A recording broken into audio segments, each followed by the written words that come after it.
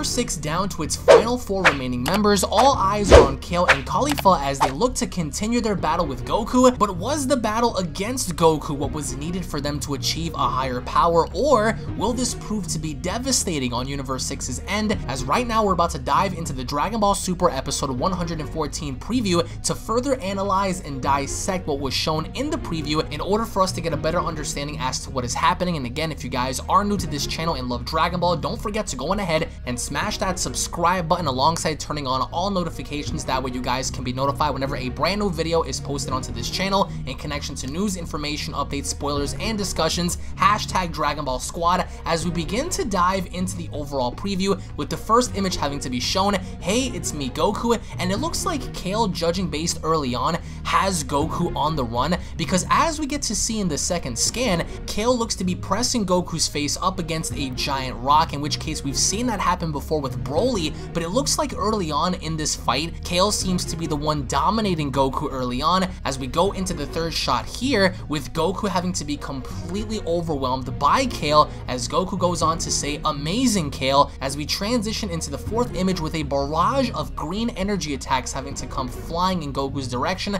And of course, this actually reminds me of one of the attacks Kale had used during Dragon Ball Super episode 100, in which resulted in various different fighters having to be hit with this blast alongside the overall destruction of the tournament ring, in which you guys can go back during Dragon Ball Super episode 100 and clearly observe this. But Goku looks to be taking these hits head on as we transition into the next shot here, as Goku says she controls that fierce power and becomes a true legendary Super Saiyan. Now this is actually the first time that the reference of a true legendary Super Saiyan has been brought up, so it's safe to assume that as of right now we can probably call her the legendary Super Saiyan. Judging based on this shot alone, it looks like Goku once again is getting overwhelmed as we transition into the next shot here, with Kale having to not only grab Goku's hand but his face as well. And it looks like based on what Goku's doing, he seems to be trying to kick Kale off, in which case this has a direct connection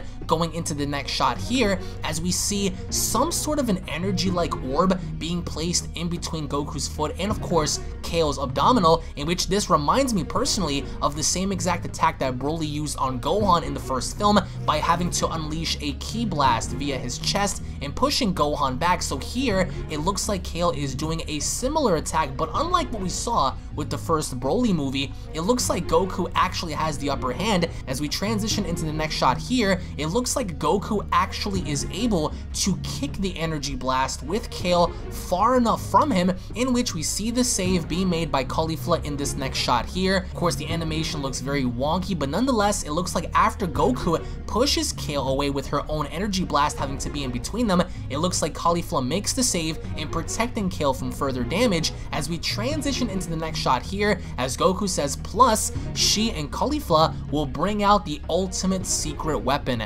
Now, of course, we don't really know what the ultimate secret weapon is. We understand that the secret weapon could be referring to the Patara earrings, as we understand fusion is going to happen between Kale and Caulifla, but it looks like Goku actually knows something about maybe some sort of a secret weapon that he's waiting for them to use. As we go into the next shot here with Sisterly Love, we see how Kale and Caulifla actually use both of their hands in creating some sort of a clothesline-like attack. It looks like more or less like a wrestling move. As we see here, it says, "This is a stupendous enemy." Now, we see how Kale and Caulifla work very well together, and they look to be attacking Goku, sort of like almost as if like they're one cohesive unit. So we see how Goku encourages them and antagonizes them to work even harder, to push themselves even more in them coming after him, as we see Goku even confirm with his own mouth and saying, "This is a stupendous enemy." As we go into the next shot with Goku having to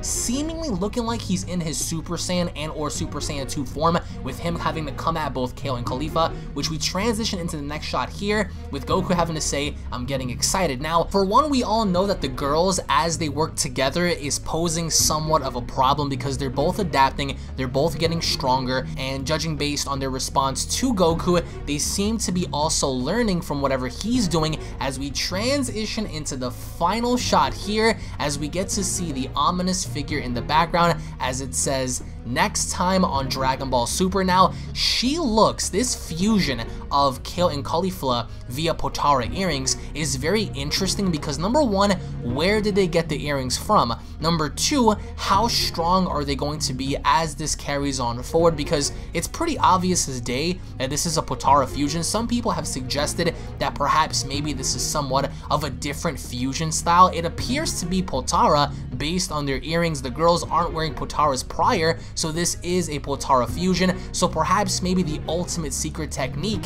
is the technique of having the earrings and creating the fusion as we transition into the final shot, in which says, intimidating passion, the birth of a new Super Saiyan warrior. And judging based on the green lighting all around her, she is going to be, if anything, a very, very powerful character as we move on forward in the world of Dragon Ball, as the final shot depicts this new fusion of Kefura smiling and staring out to Goku, as Goku responds in a very interesting way by brushing off a drop of sweat coming down from his forehead. And of course, we don't really know as to how strong this fusion is going to be, but it looks like, judging based on what we're seeing, Kale and Goku are going to have somewhat of a back and forth kind of battle, and it looks like to some degree Goku is going to have the upper hand on her, unlike what we saw during Dragon Ball Super episode 100. There is not too much in this preview that's new and that's different, other than the idea that Goku is going to fight Kale and Kale only. Of course, Caulifla is going to be jumping in here and there, but just like his first fight with Caulifla, I think that's going to be round 2 with Goku and Kale, seemingly going back and forth, and possibly Kale having to get stronger herself, as Super Saiyan 3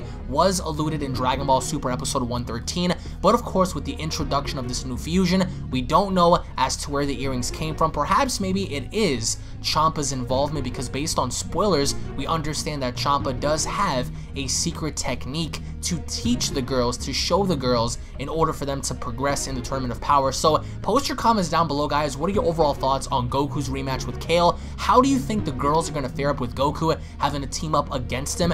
Do you think they're going to have any sort of advantage against them, or is Goku just going to be Goku and simply having to push them back even further? And what are your overall thoughts on the fusion design and how strong she's going to be? And essentially, what are your thoughts on it having to be Patara instead of Madame Marie's? A lot of people actually thought that they were going to actually do the fusion dance, but instead we knew that based on confirmation they were going to fuse, but nobody ever suspected that they were going to use the Patara earrings. And of course, as I saw the introduction of this fusion, I couldn't help but notice that she kind of looks like the character that's standing behind Jiren in the opening of the Dragon Ball Super intro. Now again, I could be wrong about this, but it looks eerily similar based on her bangs, based on her hairstyle, even judging based on her demeanor. She looks very mean, and assumingly so, it looks like she's also wearing earrings as well. So it actually looks like the whole time it was alluded that this fusion was hidden in the intro, alongside many other things. Who would have thought that the opening intro of base form Goku having to fight Jiren would ultimately be Ultra Instinct Goku having to fight Jiren, as we saw during Dragon Ball Super episode 109 and 110. The opening intro, what we saw of base form Goku having to fight Jiren, turned out to be the same exact animation used during the Ultra Instinct and Jiren fight. So could this have been the fusion of Kefura the whole time behind the shadows in the Dragon Ball Super opening? Post your comments down below, guys. Thank you all so much for watching. If of course you guys are new to this channel, don't forget to go on ahead and punch that subscribe button, guys. Enable all notifications. That way of course you guys can be notified whenever a brand new video is posted onto this channel. I am going to be doing a plethora of discussions and of course Q&A videos, so if you guys have any questions to ask me in pertains to Dragon Ball, so you can obviously be featured in my Q&A video, go on ahead and drop your questions down in the comment section below. And I would like to get your thoughts on this fusion, because we are going to have several Discord discussions talking about this, because there are some people that are pro for this and there are some people that are against the concept of fusion, especially with the females. So post your comments down below, guys. Are you guys excited for Kale versus Goku? Thank you all so very much for watching. Tune back in for more, and I'll be seeing you all down in the comment section below. Have a great day, everybody. Peace.